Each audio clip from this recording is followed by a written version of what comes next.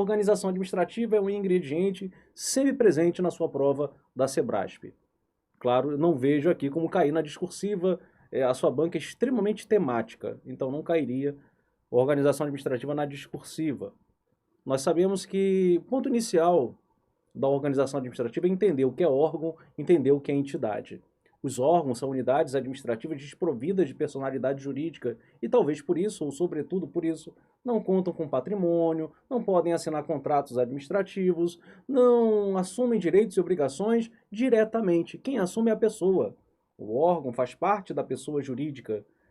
Então, órgão é criado a partir de um processo de desconcentração. CO, criação de órgão. CEM, criação de entidades. Então, a descentralização administrativa, por sua vez, pressupõe a existência de uma outra pessoa. Pode ser uma pessoa física, pode ser uma pessoa jurídica. Em termos de descentralização, você divide política, essa daqui é vertical, é muito mais própria ou de aprofundamento nos ensinos do direito constitucional, e a administrativa, também chamada de horizontal. Territorial, não temos hoje, mas a lei complementar pode voltar a criar novos territórios por serviços, também chamada de técnica ou funcional. Essa aqui ocorre por lei. Essa daqui, além da titularidade, se repassa à execução. Por colaboração, princípio da subsidiariedade, o Estado vai lá e se vale de um ato, ou ainda mesmo de um contrato, mantendo a titularidade e repassando ao particular, seja pessoa física, seja pessoa jurídica, a execução. Percebam a diferença. Por serviços técnica funcional, é muito mais perene, é muito mais permanente, porque o seu veículo é a lei. Lei que cria, lei que autoriza, transferindo-se titularidade e execução. Por colaboração, por sua vez, o Estado se mantém titular, mas em termos de prestação, se socorre de um particular, portanto, prestação indireta. E a social tem a ver com o terceiro setor e lá dentro as entidades paraestatais como organizações sociais e OCPs. No processo de descentralização, surge aqui a administração indireta. E essa administração indireta é uma questão sempre recorrente na prova. Eu esqueço o meu nome, esqueço o meu sobrenome, mas não posso esquecer desse processo importantíssimo listado, encontrado no inciso 19 do artigo 37 da Constituição Federal. Por lá, se exige uma lei. Se exige uma lei sempre. O veículo é lei sempre. Seja para criar diretamente uma pessoa, seja para autorizar diretamente uma pessoa, seja a lei para criar subsidiárias ou mesmo garantir a participação das entidades da indireta no capital privado. Ocorre que para criar a entidade matriz é a de primeiro grau, autarquia, fundação, sociedade de economia mista e empresa pública, a lei deve ser específica. Agora, para criar o filhote da matriz, como nossas subsidiárias, eu não preciso de lei específica, ela pode ser genérica. Professor, relembra aqui para nós o que é uma autorização genérica. É aquela autorização já prevista, já contida na lei da matriz. Então, a Petrobras, quando foi autorizado o ato em lei específica, já tinha dentro de sua lei originária a previsão para a criação de subsidiárias. O Banco do Brasil, quando foi autorizado em lei seu ato de criação, já tinha lá dentro a permissão para participar do capital privado. Ou seja, eu não preciso ter a lei da matriz e aguardar uma nova lei específica para criar subsidiária ou participar do capital. A própria lei criadora ou autorizativa, em seu interior, já pode trazer a permissão para criar subsidiária ou participar do capital privado. Eu crio pessoas jurídicas de direito público, autarquias, associações públicas e parte das fundações públicas. Eu autorizo direito privado, empresa pública, sociedade de economia mista e parte das fundações públicas. Espera aí. Você repetiu duas vezes. Parte das fundações públicas, parte das fundações públicas. Sim, é porque existem fundações públicas de direito público e nesse momento se assemelham em termos de características às autarquias, jurisprudência do STF, e existem fundações públicas de direito privado, E nesse momento elas não são criadas por lei. É um ato autorizativo em lei específica. Inclusive fica a dica de que no caso das fundações, cabe à lei complementar estabelecer a área de a área de atuação. O veículo é lei complementar. Perfeito. Feita essa breve consideração sobre o que é desconcentração, descentralização e processo de criação, eu tenho uma dica especial para você e peço que com muito carinho vocês façam a leitura da Lei 13.303. Professor, por quê? Porque a Lei 13.303 não aparece em qualquer tipo de edital. Ela apareceu no edital da Secretaria de Fazenda do DF? Não. Ela apareceu na Secretaria de Fazenda? Não. Mas ela apareceu na Secretaria de Fazenda de Alagoas. E vai cair uma questão da Lei 13.303 em Alagoas. E ela apareceu no seu edital também. Então, quando a banca Sebrasp faz isso, ela nem precisaria colocar. Se ela colocar a organização administrativa, ela já poderia cobrar a Lei 13.303. Mas não. Ela coloca e já orienta os professores da banca examinadora e fala o seguinte, ó, eu quero uma questão da Lei 13.303. E o que eu tenho visto? O que cai? A parte de licitações da Lei 13.303, né? E com seu concurso não tem jeito, Tribunal de Contas vai ter que saber a Lei 13.303 de frente para trás, de trás para frente. E também cai essa parte da vedação para compor o conselho de administração ou a diretoria de uma empresa estatal.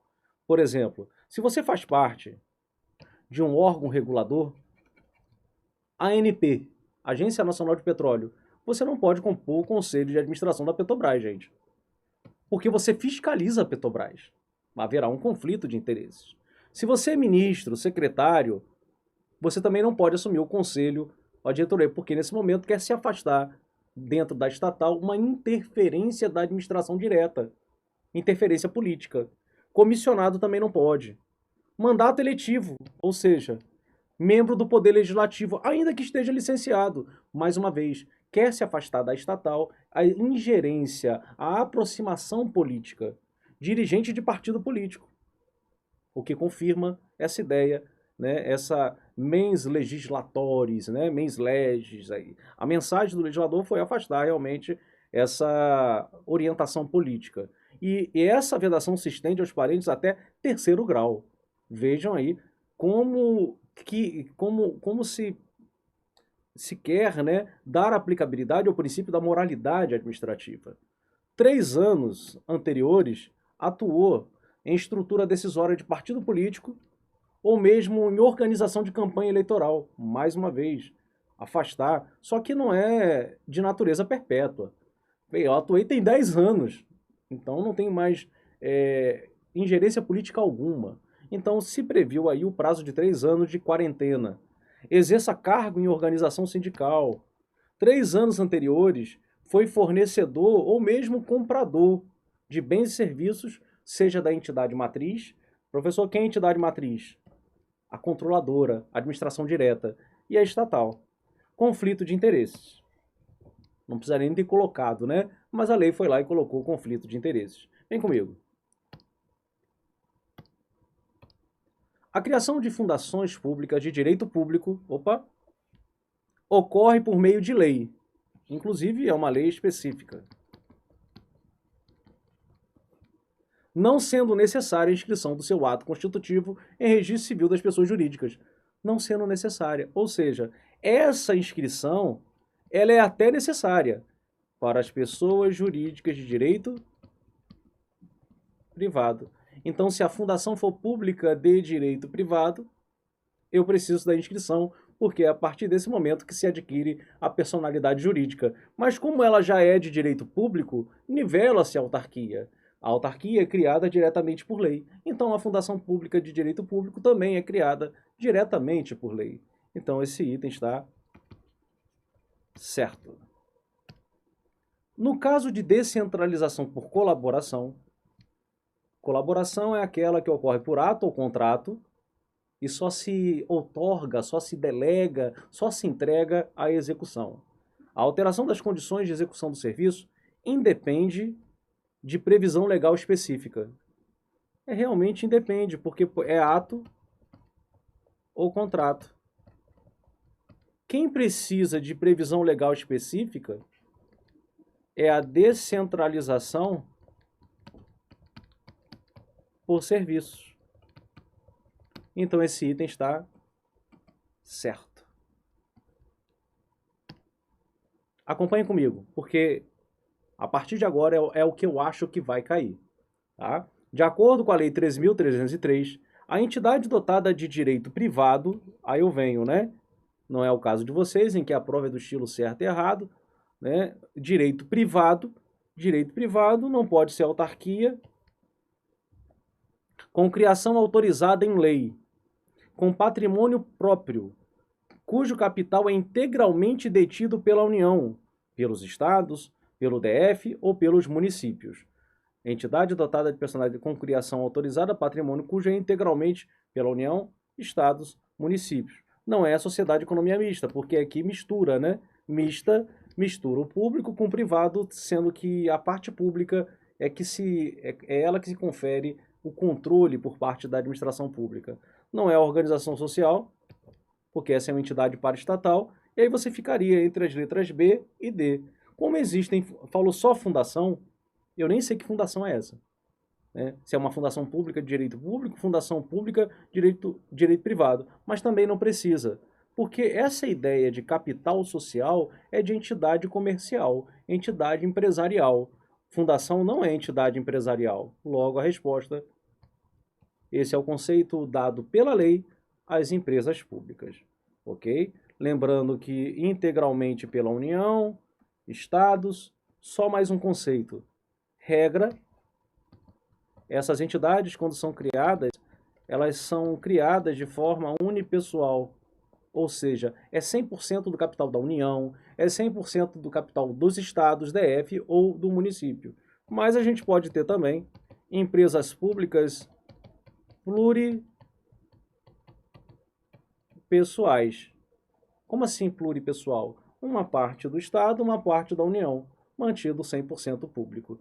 Então, é possível sim. Veja o exemplo da TerraCap no DF, em que temos 51% do DF e 49% da União, e é uma empresa pública distrital. E essa é a grande aposta, a grande tendência, né? No momento que você fizer a leitura da lei, guarda carinhosamente essas vedações. Indivíduo que tenha trabalhado na estrutura decisória de partido político, 24 meses. Poderá ser indicado? Não, a quarentena é de 3 anos. Então esse item está errado.